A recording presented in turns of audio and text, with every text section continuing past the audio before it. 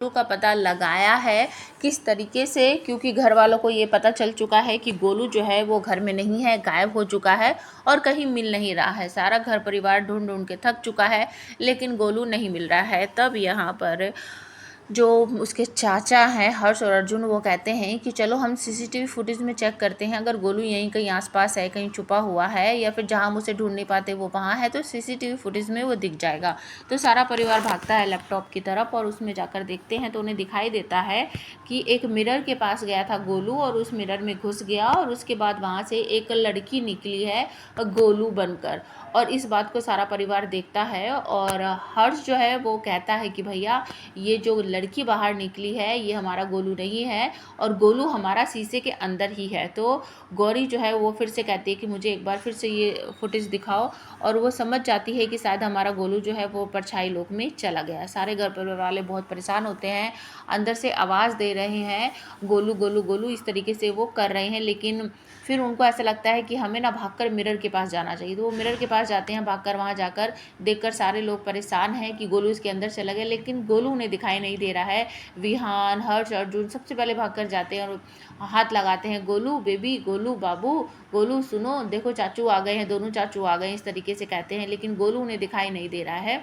तब जो विहान है वो शीशी के ऊपर हाथ रखता है और कहता है कि गोलू बेटा मेरी बात सुनो, मेरी बात सुनो, ध्यान से सुनो, मैं आपको नहीं देख सकता लेकिन आप मुझे देख सकते हो और आप शीशे के पास आओ बेटा, शीशे पे हाथ रखो, आप मेरे हाथ पर हाथ रखो बेटा। जब आपकी मम्मा वहाँ परछाई लोक में गई थी ना बेटा, तो वो मुझे देख सकती थी, वो मुझसे बात कर सकती थी, तो आप भी मुझसे बात कर सकते हो बेटा, ध्यान से सुनो, आपको मेरी आवाज़ आ रही है? गोलू इस तरीके से बोलता है।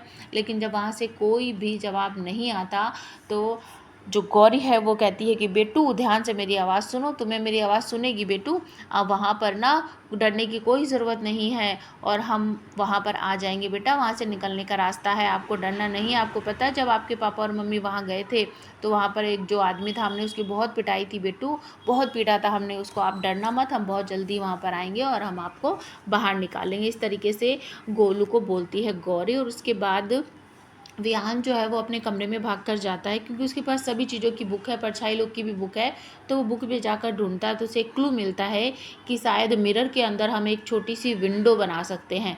तो फिर से सारा परिवार भागकर मिरर के पास जाता है और विहान वहाँ पर जाकर बहुत ज़्यादा पछताता है, रोता है, कहता है बेटा देखो इतने दिन तक तुम्हारी माँ ने मुझसे छुपा कर रखा था, तुम्हारी माँ बहुत अच्छी है, मैं बहुत गंदा पापा हूँ, आज ही मैंने तुम्हें खतरे में डाल दिया, मतलब पहले ही दिन तुम्हारी जान जो है वो मुसीबत में मैंने डाल दी है। बेटा तुम चिंता मत करना, मैं तुम्हें बहुत जल्दी वहाँ आऊँगा और मैं तुम्हें बाहर निकाल लूँगा। बेटू मेरी बात सुनो, मेरे ध्यान दो मेरी आवाज़ पर। और दूसरी तरफ जो वहाँ पर मकरासुर की बेटी है वो बहुत ज़ोर ज़ोर से चल रही है और गोलू जो है वो ऊपर छत पर चढ़ने की कोशिश कर रहा है, लेकिन बहुत ज़ोर ज़ोर से वो पैर मार रही है ज़मीन पर, तो गोलू नीचे गिर जाता है और वो उसे गोदी पे लेकर मिरर के पास आकर खड़ी हो जाती है। सारा परिवार देखकर चौंक जाता है और गौरी और विहान को समझ आता है कि ये आवाज़ ना कुछ जानी पहचानी सी लग रही है।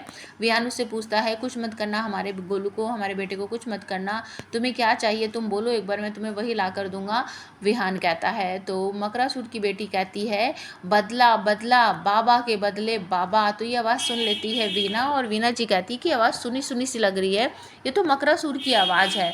तो गौरी पलट कर जवाब देती है मतलब कि ये मकरासुर की बेटी है और ये आपसे बदला लेने आई है विहान, आपने मकरासुर को मार दिया था ना, इसीलिए आपसे बदला लेने आई है।